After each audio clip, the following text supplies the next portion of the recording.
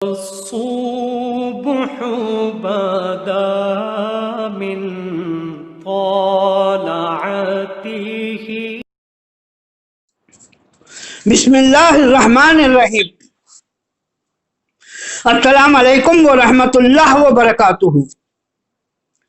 حضرت جعفر طیار ابن ابی طالب بن عبد المطلب محمد رسول اللہ صلی اللہ علیہ وسلم کی طرف سے نجاشی کے دربار میں شاہ حبشہ سفیر بن کر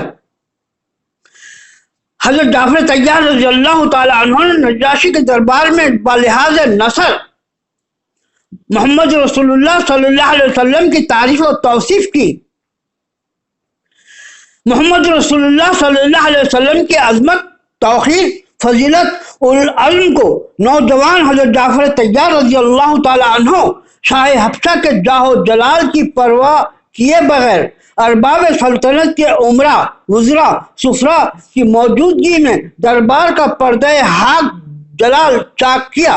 جن انہماک ولولہ انگیز تاریخی تقریر کی، اس میں کوئی دقیقہ نہ چھوڑا، جس دلیری سے ہم ٹھوک کر پادریوں کے جھرمٹ میں کڑکتے ہوئے انداز میں احسن و اشرف و منزہ طور پر بیان کیا، قابل تحسین ہے۔ حضرت جعفر طیار رضی اللہ تعالیٰ عنہ کی مشہور تاریخی تقریر، حضرت جعفر طیار نے دربار نجاشی میں شاہ حبشہ کو مخاطب کر کے کہا، ایوہ المالکو،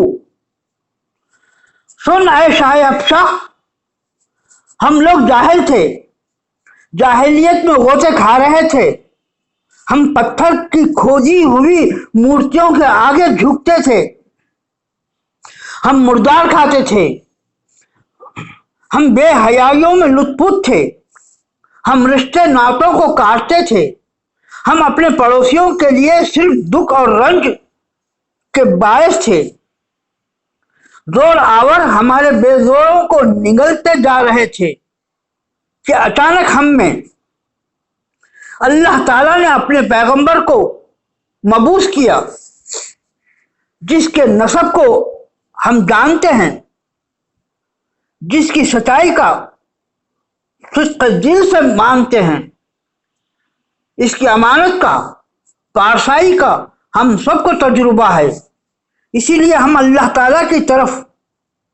ہمیں اس نے اللہ تعالیٰ کی طرف پکارا اور حکم کیا کہ ساری گندگیوں اور ان سارے جھوٹے پتھر کے کھودے ہوئے دیوتاؤں سے ٹوٹ کر، چھوڑ کر ان سے جدا ہو جائے جن کے ساتھ ہم پہلے لپٹے ہوئے تھے۔ اے شاہ حبشہ، اس نے ہم پر اصرار کیا، زور کیا کہ جس کی امانت ہو اس کو واپس کر دے، رشتوں اور برادریوں کو جوڑ دے، پڑوسیوں سے حسن سلوک برتیں، اللہ جن باتوں سے ٹوکا ہے، جس کے خون سے روکا ہے، ان سے رک جائیں، بے شرمی کے کاموں، بے حیائی کے دھندوں کو چھوڑ دیں۔ اس نے ہمیں منع کیا ہے کہ بناوٹی باتیں نہ بنائیں، یتیموں کا مال نہ کھائیں، پاک باز عورتوں پہ تہمت نہ لگائیں۔ اس نے زور دیتے ہوئے اس پیغمبر نے ہم کو حکم کیا کہ ہم اللہ ہی کو پوجیں، شرک نہ کریں، اس کے اکتائی کو مانیں، کسی کو اس کا ساتھی نہ بنائیں۔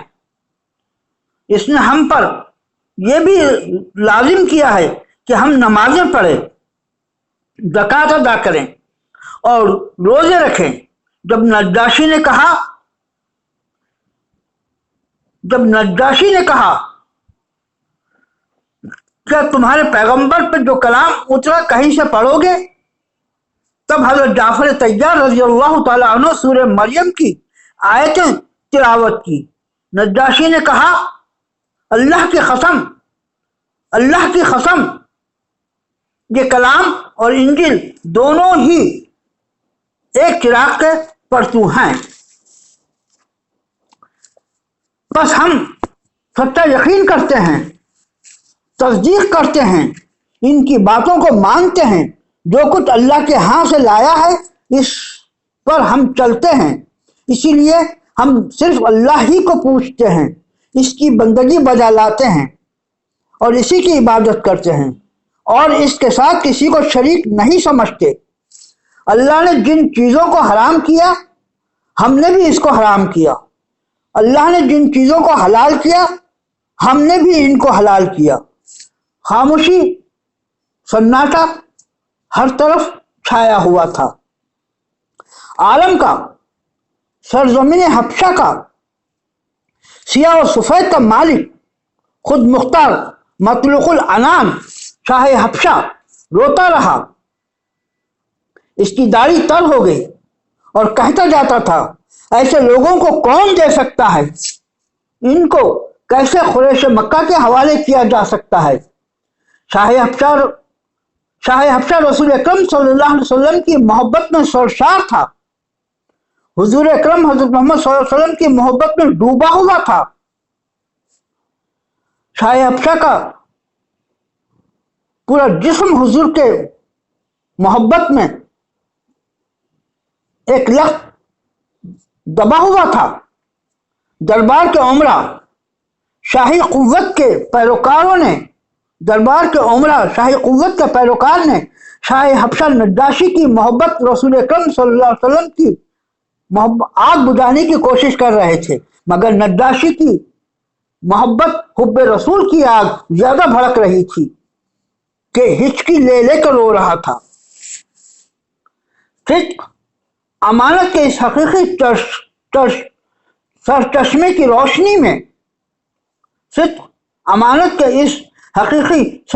کی روشنی میں دیدہ مرتی ہوئی قوتوں سے انکار، تنگ نظر تنگ نگاہوں سے جو جور و ستم کی بین القبائل کے قوانین اور مکہ و قریش کے قبائل کے دستور کی نفی کر رہی تھی۔ مہاجرین حبشہ میں امن و سکون، چین و آرام، راحت و لطف سے زندگی گزار رہے تھے۔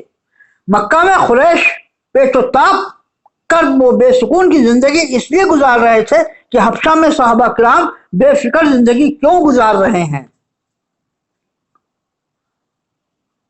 قریش کے وفد میں عمر بن عاص دوسرے دن نجاشی کے دربار میں رسائی حاصل کی اور کہا، اے شاہ حبشہ، آپ کو یہ معلوم ہونا چاہیے کہ یہ لوگ حضرت عیسیٰ بن مریم علیہ السلام کے بارے میں کیا اعتقاد رکھتے ہیں۔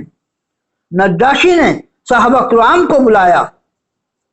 صحابہ پریشان تھے کہ اگر عیسیٰ بن مریم کو ابن اللہ ہونے سے انکار کرتے ہیں تو نجاشی عیسائی ہے، ناراض نہ ہو جائے۔ حضرت جعفر طیار نے کہا، کچھ بھی ہو ہمیں سچ بولنا چاہیے۔ صحابہ کرام کی جماعت شاہ حبشہ نجاشی کے دربار میں حاضر ہوئی۔ نجاشی نے کہا، تم لوگ حضرت عیسیٰ بن مریم علیہ السلام کے متعلق کیا اعتقاد رکھتے ہو؟ تب حضرت جعفر بن طیار نے کہا، ہمارے پیغمبر محمد رسول اللہ صلی اللہ علیہ وسلم نے بتایا ہے کہ حضرت عیسیٰ علیہ السلام اللہ کے بندے اور پیغمبر اور کلمت اللہ ہیں۔ نجاشی نے زمین سے ایک تنکا اٹھایا اور کہا، واللہ جو تم نے کہا حضرت عیسیٰ بن مریم اس تنکے کے برابر بھی اس سے زیادہ نہیں۔ حاکم کے مستدرک جلد 10 صفحہ 310، کتاب التفسیر۔ دربار کے احباب بہت غصے میں آ گئے، بہت زیادہ برہم ہوئے۔ نجاشی نے ان کے غصے کی پرواہ نہ کی۔ قریش کے سفیر ناکام واپس لوٹ گئے اور نجاشی نے قریش کے سرداروں کی پرواہ نہ کرتے ہوئے مہاجرین مکہ جو صحابہ کرام رضوان اللہ تعالی اجمعین تھے ان کو حبشہ میں رہنے کی اجازت دے دی۔ والسلام، خیر الختام، تمت بخیر۔ الصبح بدا